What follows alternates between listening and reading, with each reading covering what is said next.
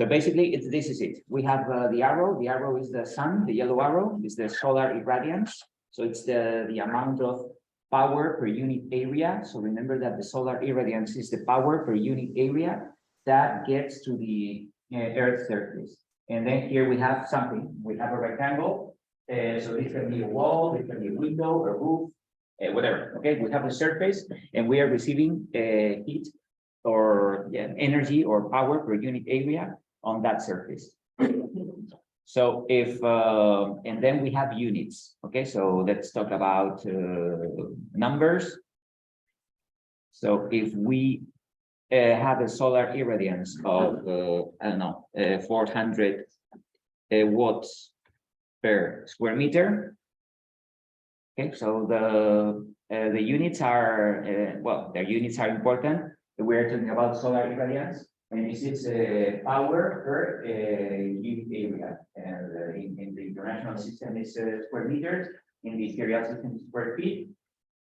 We have watts or BTU hours. Okay, but that's it. We have. I'm going to make this.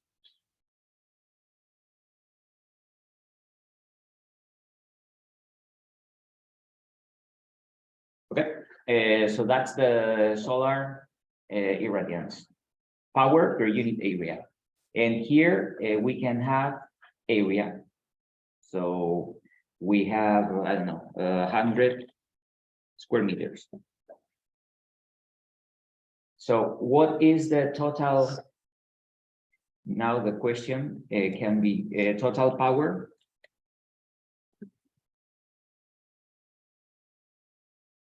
The total power is the solar irradiance, because this is irradiance.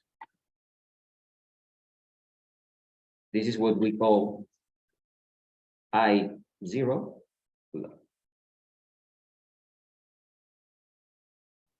Okay, so this I0, it's yeah, so we need a symbol for the solar irradiance. It's I0, watts per square meter, power per unit area. So you have this area, the total power that we are receiving on that area is the solar irradiance. It's I0 times area. And this is very easy, 4,000 watts. Okay. Sometimes watts are, we have huge numbers, and it happens the same with BTUs and therms.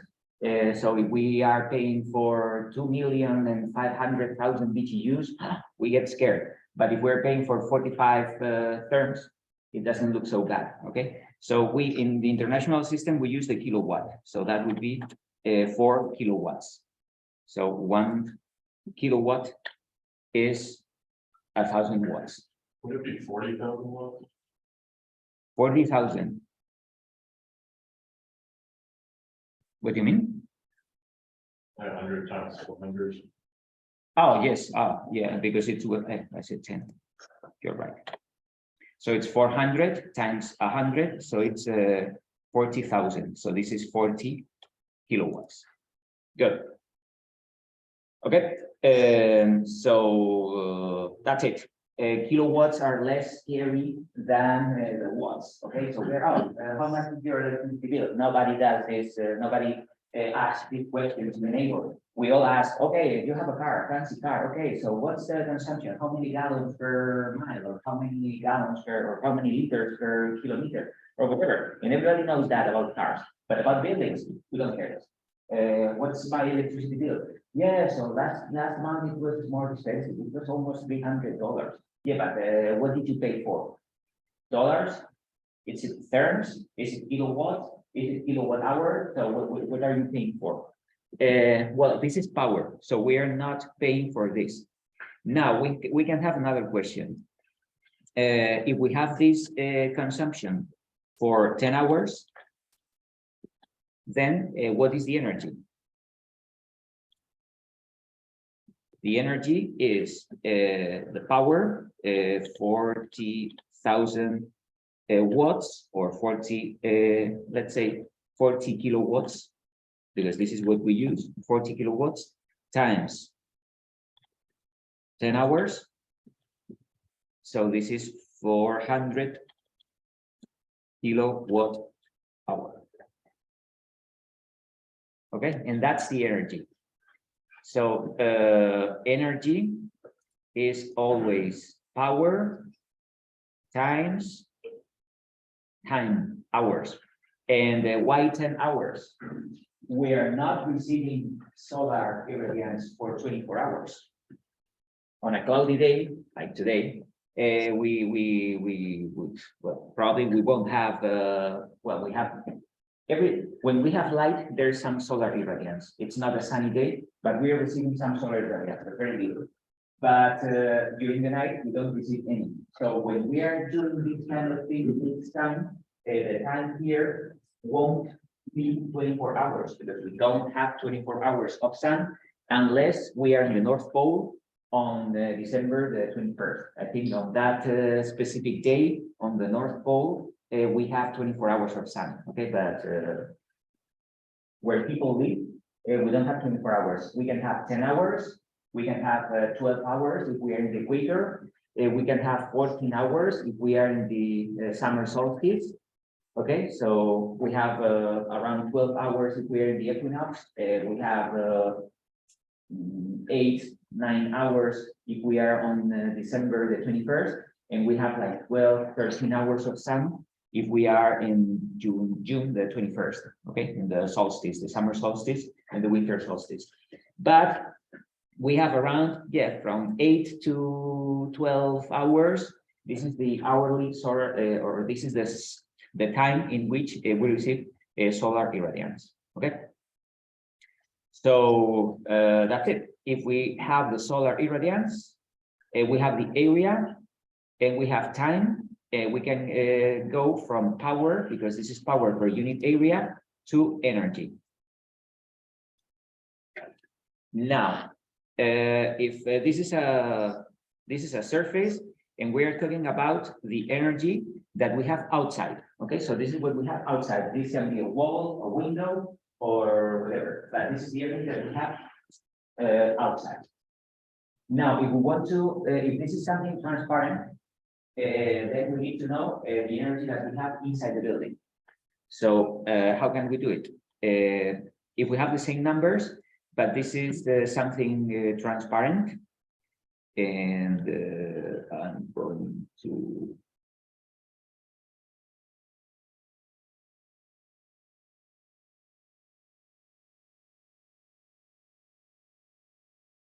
Okay, so I'm going to make it transparent. So part of this energy is going inside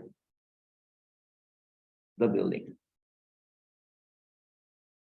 Okay, so this is transparent. Let me see if I can do it better. I'm going to send this to back, and then can I make this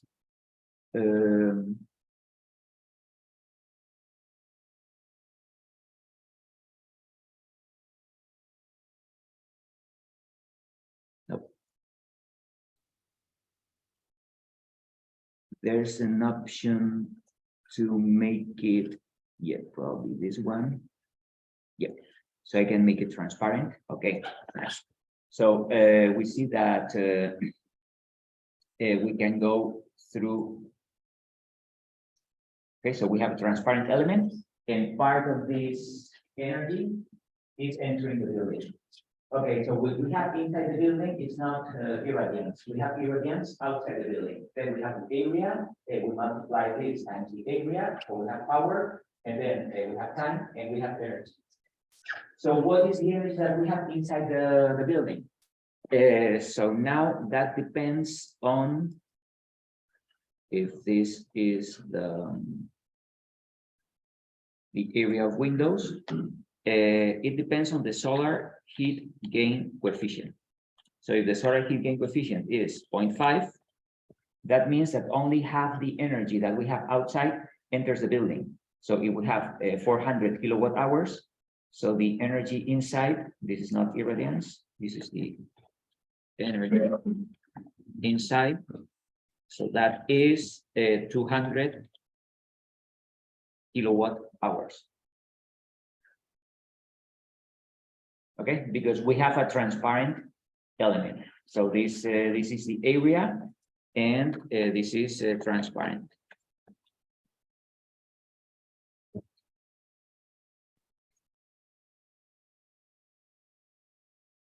Okay, so that's all we have to understand. If we have something opaque, we have energy on this area.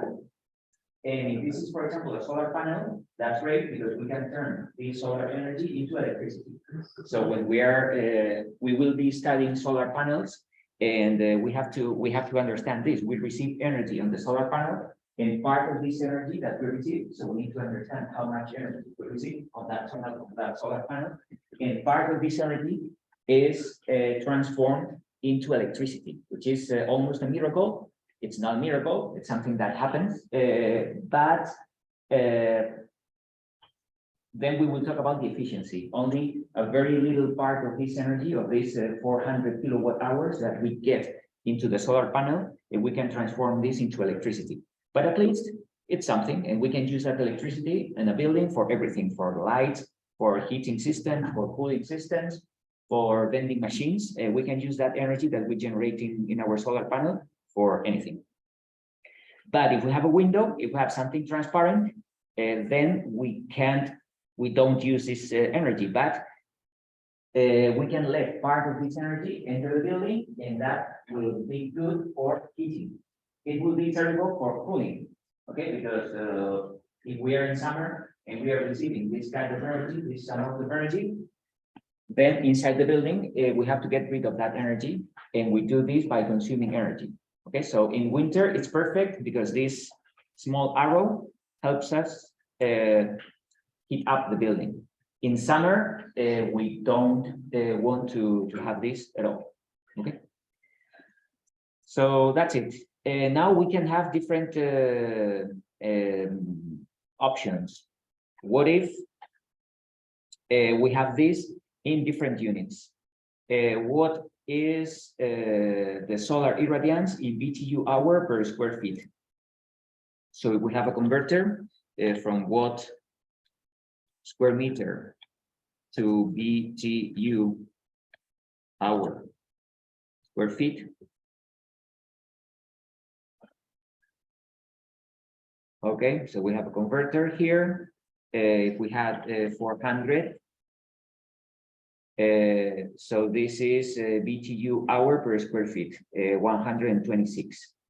Okay, so let's do this. Now the irradiance is 126 units BTU hour square foot.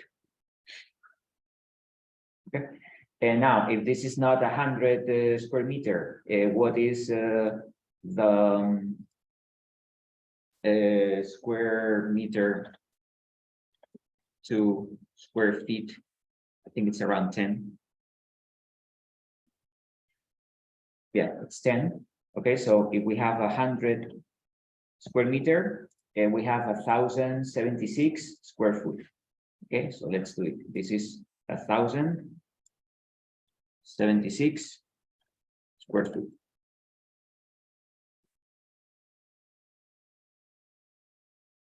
Okay, so what's the power? The formula is the same. It's always the solar irradiance times the area, but now the units are different. So this is 126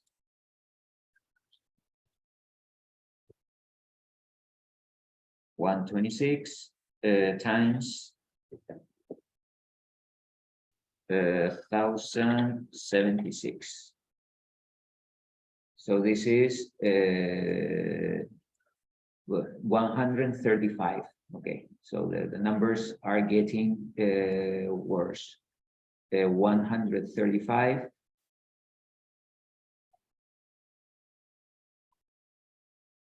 35. What else? 576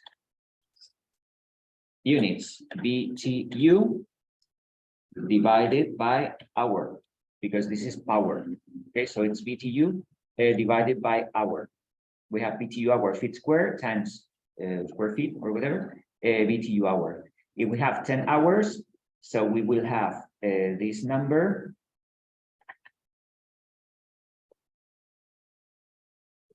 Uh, 135,576 BTU hours times 10 hours. So that would be 1,135,000.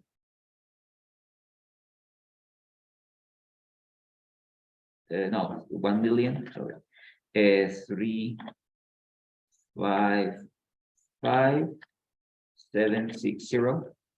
If it's correct, yes. Units BTU. Again, if we have to pay for 1,355,000 things, it's a lot. We get scary. So that's why we came up with the units. It's a therm. So how much is the energy in therms?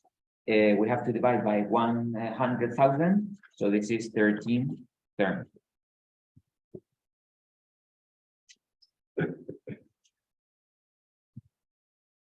Okay. So if I'm not wrong, let's do it.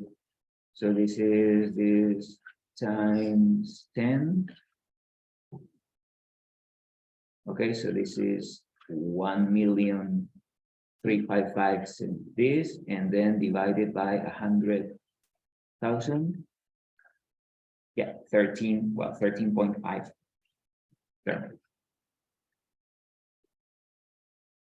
And then times $2, we pay $26.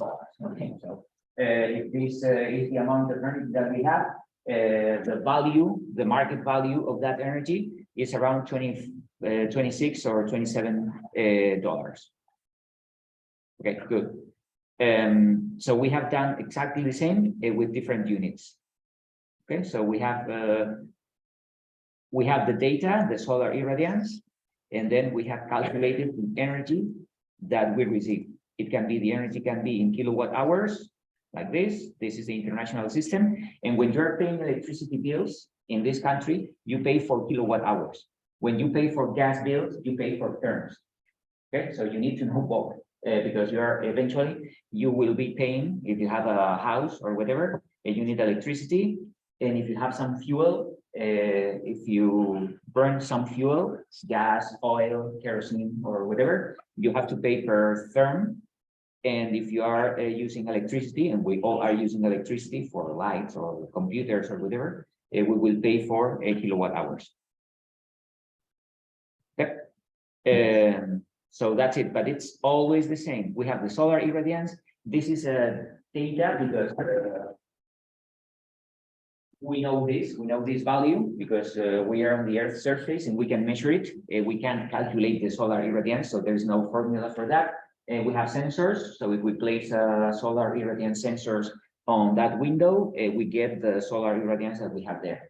So that's why PV watts has this data of solar irradiance, because they have plenty of sensors everywhere, and they can tell, or they can understand, or they can let us know what kind of the amount of solar irradiance that we have where they have measure stations. And usually they're always something to measure temperature, relative humidity, solar irradiance, wind speed, where we have airports. So there's an airport just around the corner, a few 2 or 3 miles away from King State College.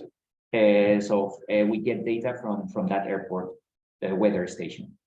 Okay, so we can know what the solar irradiance is in Keene, in Hartford, anywhere.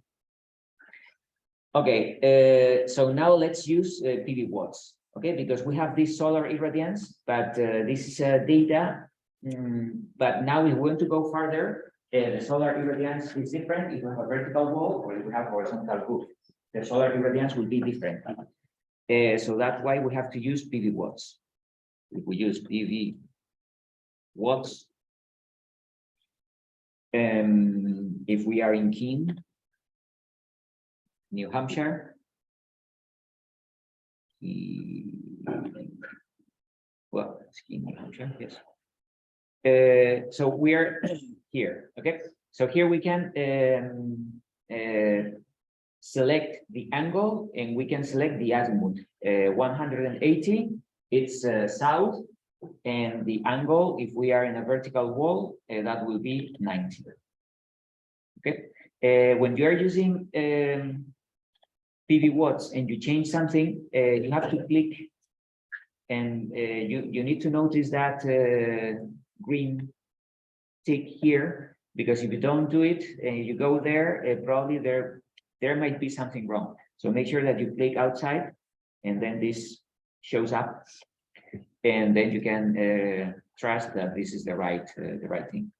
Okay, so with these PV watts, we have different information. We have kilowatt hours per square meter. Okay, and look at this. This is solar radiation. It's not solar irradiance. Okay, so what we get from PV watts, we can have the same graphic with the same arrow, but what we get from PV watts is radiation. Okay, sometimes I'm guilty. Sometimes I mistake radiation for irradiance because it's very easy.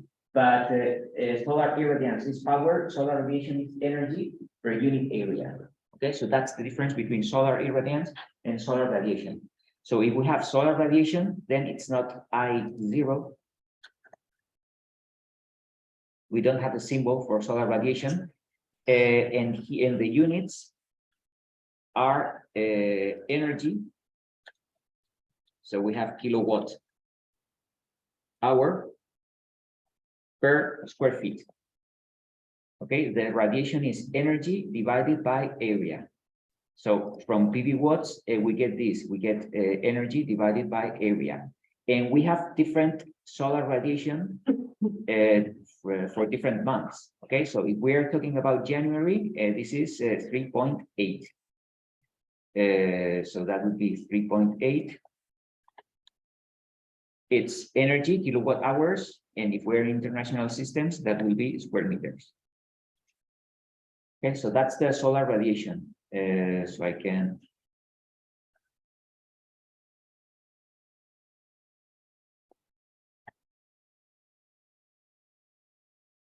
solar radiation is energy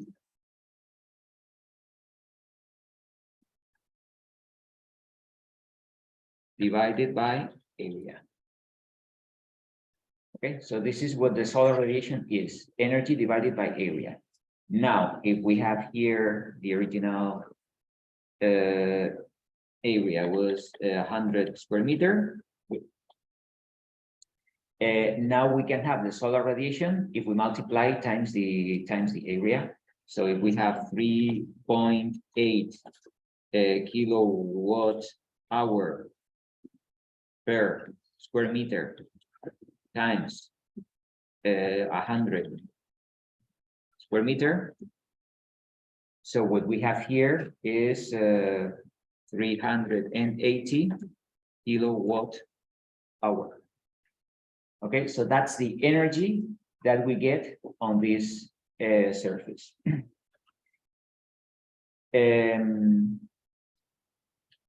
So do we have to multiply this by the time? No, because from PV watts, we have the time here. We have this per day.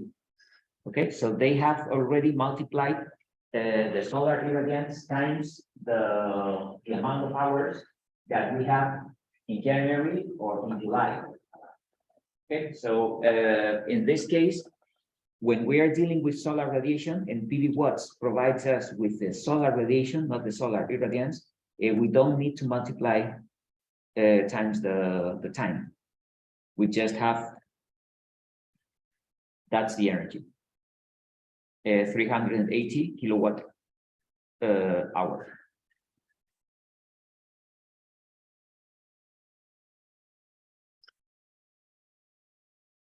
Okay, so the solar radiation, it's energy divided by the area. So if we want to calculate the energy, that is solar radiation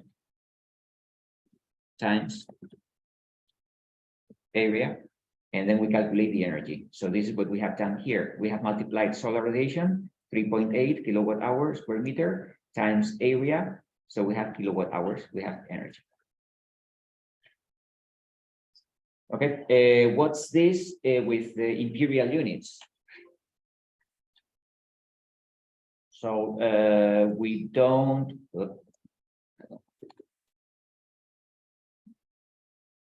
So what's the solar radiation in kilowatt hours? Do you know, I have to multiply 3.8 times what? It's always the same number to turn this into BTU per square feet. You have done this in the Excel file. So what's that number?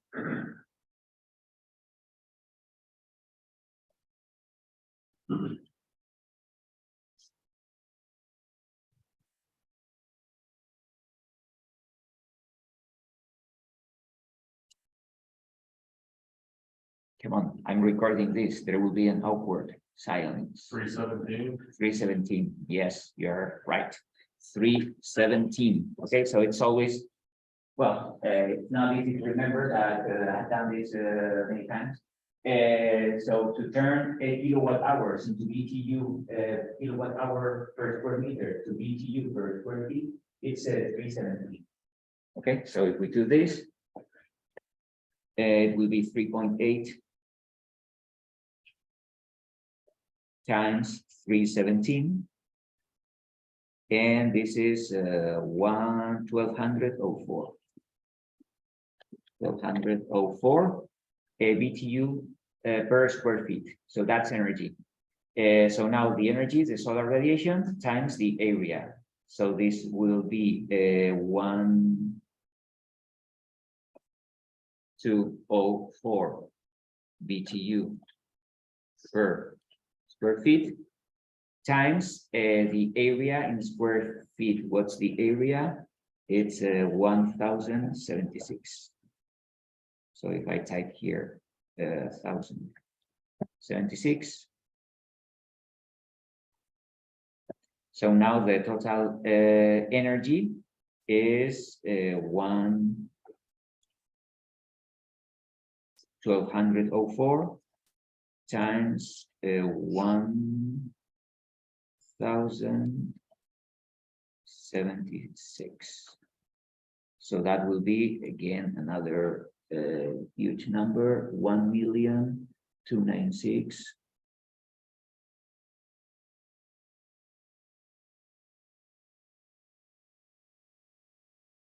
149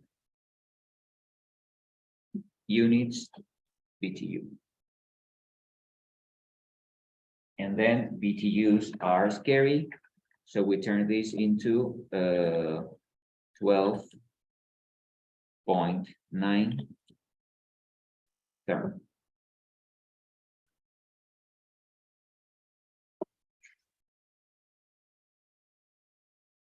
Okay, so that's the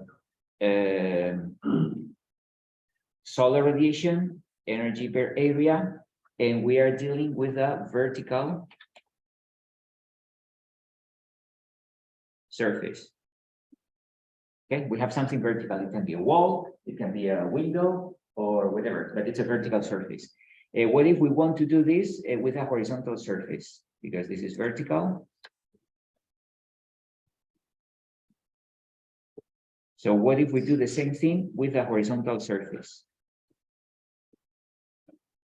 So now I want to do this with a horizontal surface.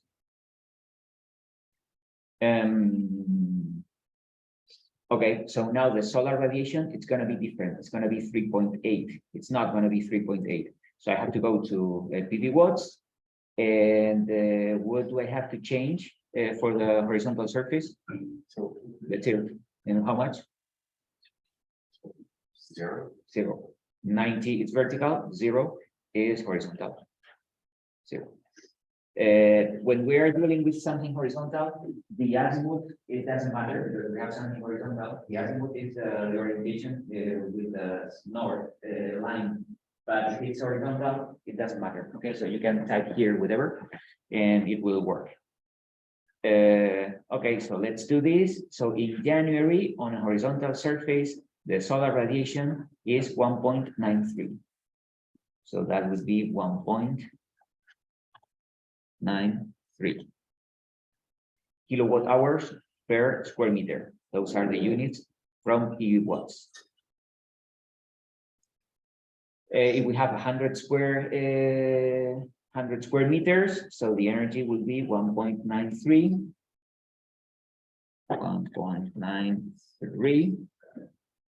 kilowatt hours per square meter times 100 square meters, so that would be 193 kilowatt hours.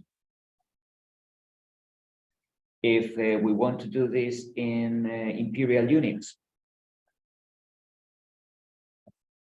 so this is not 3.8, this is 1.93 times 317. So let's do it.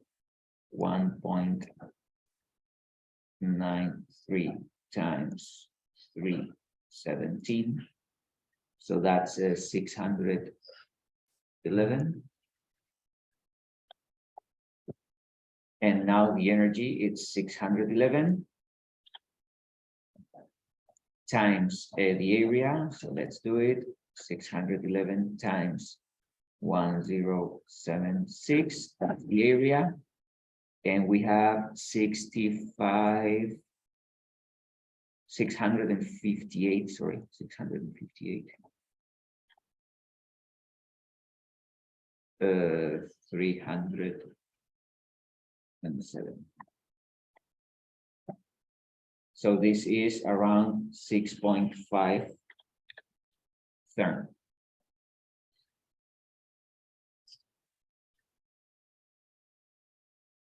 Okay. So what if we have this, but it's a transparent skylight or window or whatever? If it's a horizontal, this should be a skylight. So I'm going to select another color, and then this arrow will be entering the building. I select some transparency here.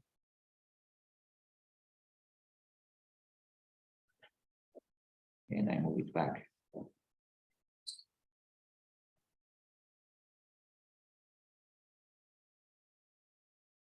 Okay. So what's the energy that we have in this inside the building if the solar heat gain coefficient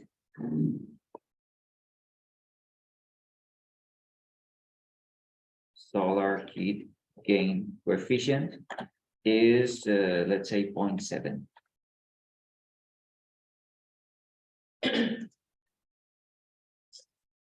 Okay, we have this area and that solar heat gain coefficient. So it's the energy that we have outside. So outside we have well, either therms or BTUs. I don't mind. Let's use the term because it looks easier. So the energy is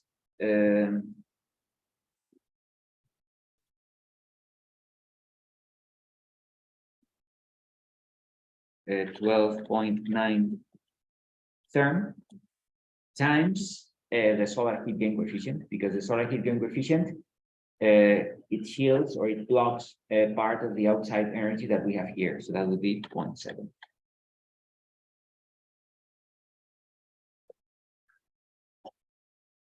So whatever. Okay, but that's the idea. We have outside, we have something. They can give us the solar irradiance. If it's irradiance, we have power per unit area. If we have radiation, we have energy per unit area. If we have radiation, it's because PV watts knows exactly how many hours of sun we have on a day in January, we have on a day in February, we have on a day in June. Okay, so when we have radiation, the time is there, so we don't have to worry about the time. And then if we have irradiance, if we want to understand the energy, we want to get the energy that we have here, we have to multiply times the area and then the number of hours. Okay, if we have radiation, we don't have to multiply times or by the time because we already, it's implicit here, the time, it's implicit in this number because we have this daily energy. So daily means that in January it will be around 9 hours, in July it would be around 12 hours of or more, probably 13 or 14 of hours of sun.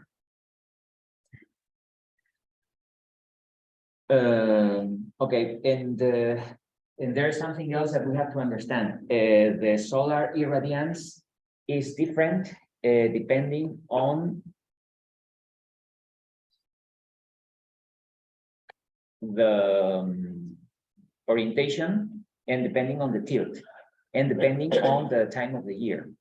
Okay, so let's work with a horizontal surface. Okay, we have a horizontal surface, and here this is the radiation.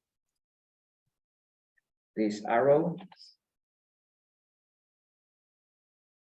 This is the radiation on a horizontal surface in January. Okay, so in January, the solar radiation on a horizontal surface is 1.93. We get this from PV watts. Okay, so this is January. We did this.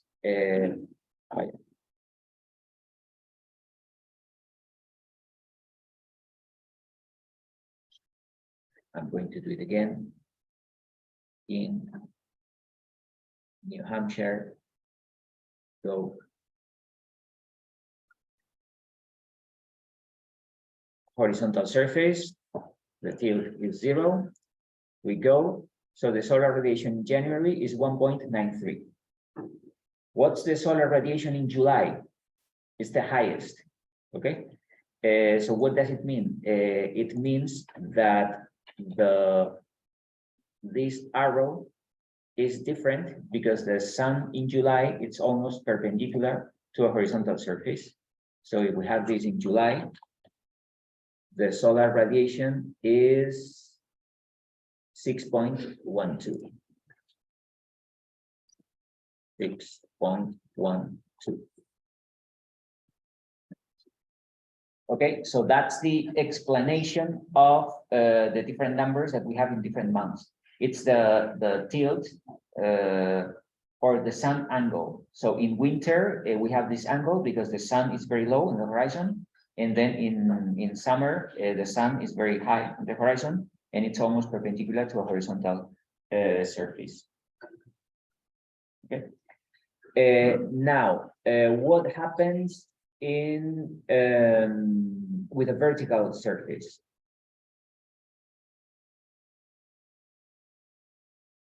So we're here and we have a wall. So we have two walls. This is the south and this is north. Okay, so if I insert here text, this is south and north.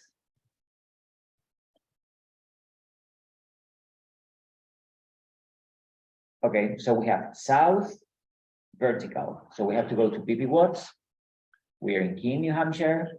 South means that we have 180 the azimuth, but the tilt is 90 because it's a vertical wall. Then we go here. And what do we have in January? In January, we have 3.8. Okay, so I'm coming here. So in January, now the sun is almost perpendicular to this. So this is 3.8.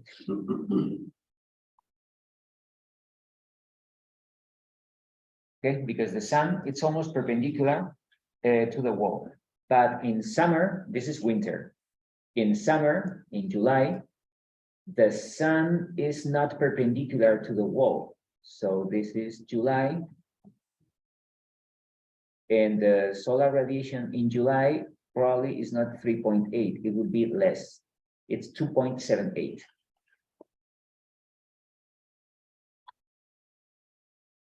Why? Because the angle matters. Okay, so when we have a sun very low in the horizon, on a horizontal surface, we don't have sun because it's not perpendicular. But when we have a vertical element, it's almost perpendicular. So the solar radiation is higher in winter, in January, than in July. This is counterintuitive. Okay, we tend to think, oh, in July, we have more hours of sun, so we should have more solar radiation. That's true on a horizontal surface. On a vertical wall, it's not true. Okay, so we have more solar radiation in January than in July, which is perfect. Okay, because in January we want sun, so we will have vertical windows. We receive a lot of sun in January. In July, we don't want sun, so we have to shield, we have to block that sun. But it's good because the sun is so high that if we want to block it, it's easier. It's very easy. It's very difficult to block the sun when we have perpendicular sun on the window. But if we want to block the sun in summer, it's quite easy. What happens in the north? Okay, so in the north, we don't have direct radiation. What do we have in the north? We will have, let me see if I find something.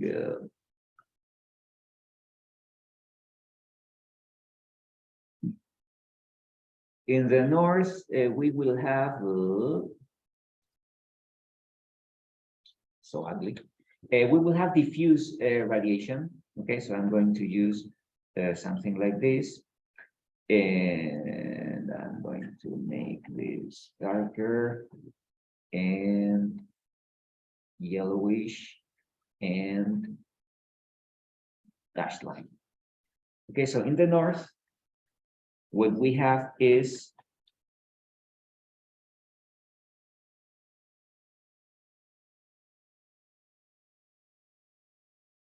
diffuse radiation.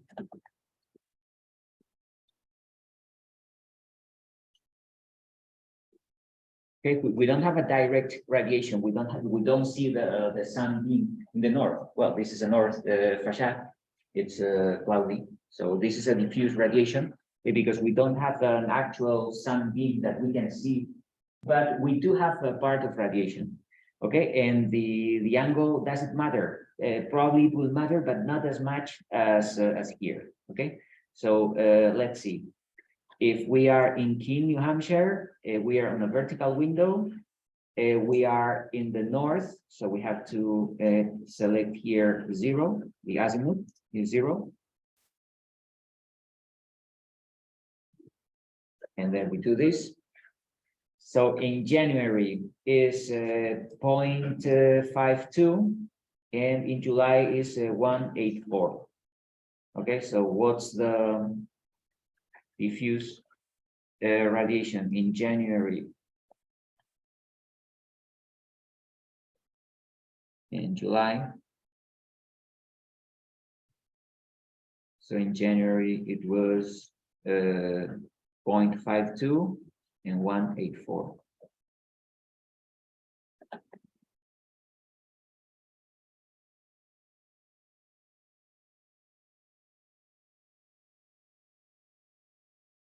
Okay, so that's the solar radiation in January and July on a vertical northern facade.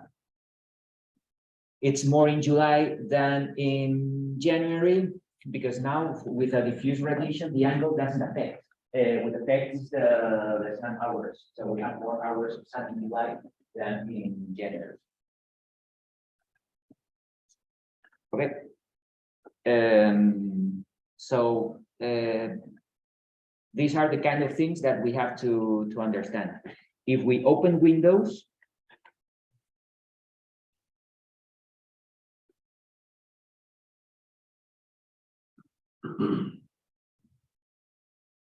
okay, if we open a window here, and the window is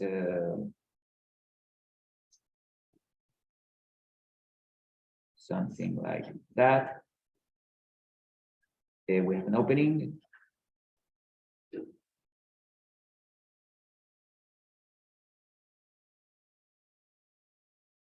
Like this. Okay, so in winter, I want this arrow to enter the building. Yeah, there's a solar heat gain coefficient, but I want this. In summer, I don't want this arrow to enter the building. So what do? I have to shield this using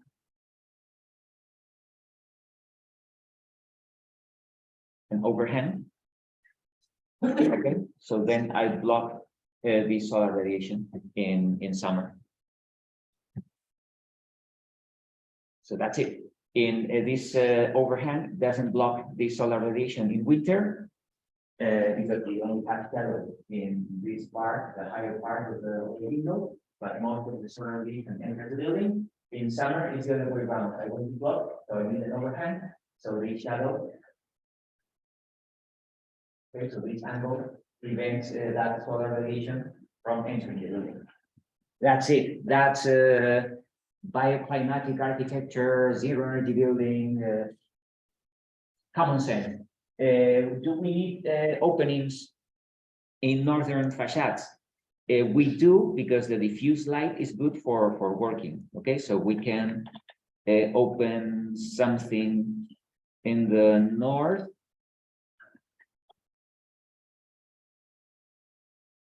It doesn't matter the diffuse. Well, in terms of energy, we are not receiving a lot from the northern facade. Here we have 3 point something, here we have 2 point something, here we have point something and 1 point.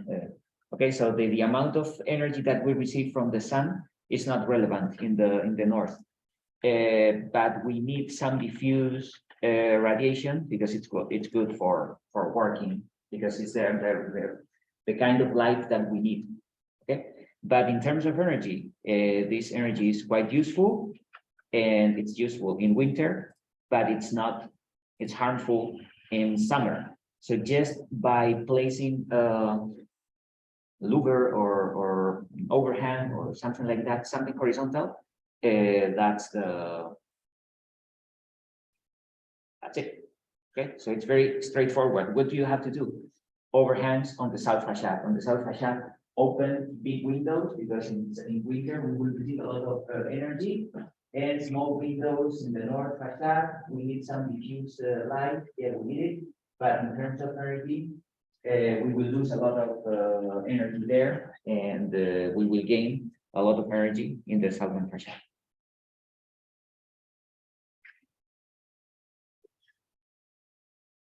And I always show the same picture. If you go to Manchester, New Hampshire, and you visit the Zimmerman house by Frank Lloyd Wright.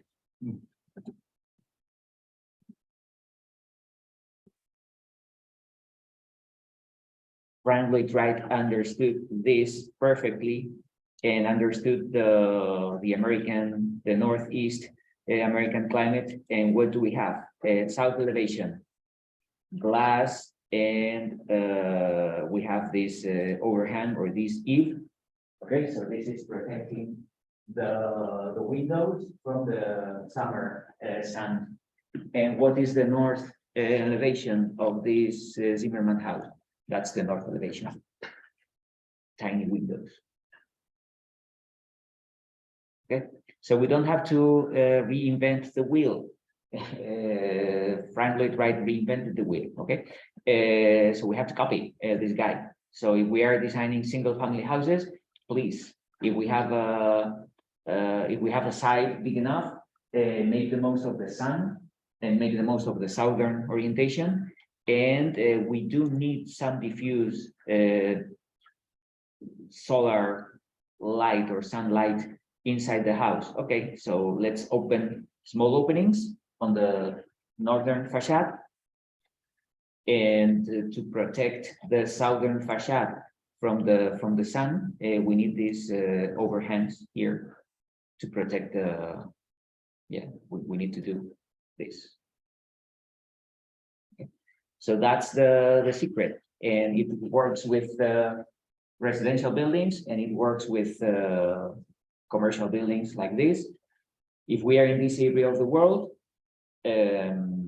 we have to make the most of the sun in winter, and we have to protect the building from the sun in summer, because even summers are not too hot. But if we receive a lot of solar radiation, we can have overheating inside the house. So that's it. Okay. Now we have east and west. Those orientations are quite difficult because in the east and the west, the sun is horizontal. Especially when the sun rises, the sun is horizontal on the east elevation, and when the sun sets, it's horizontal on the west elevation. So when we have horizontal solar radiation, these overhangs don't work. So we need to find something different for this. But again, it's invented. So if we go to Le Corbusier in Ahmedabad, that's in India.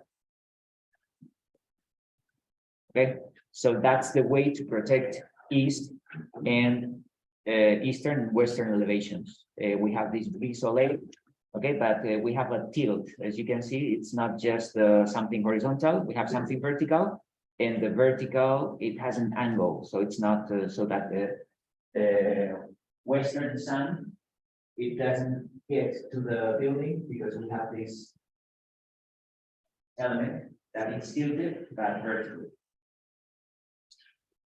Okay, so that's what we need to do. South, north, we have this. East, west, if we want to protect the west from the solar radiation in summer, this is what we have to do. And then if we are in a hot, humid climate, we can do this. We can use plants because plants need water, and water refreshes the air that enters the building. Okay, so that's it. Again, so if we look at what the masters did 50 or 60 years ago, or even more, 80 years ago, we don't have to think, we just have to copy them, which we have to try to understand why they did what they did. Okay, anyway, copy them. Hot, humid countries, something like that, protect the building against the sun, especially the east and the west. Cold winters, open big windows to the sun, small windows or small openings to the north.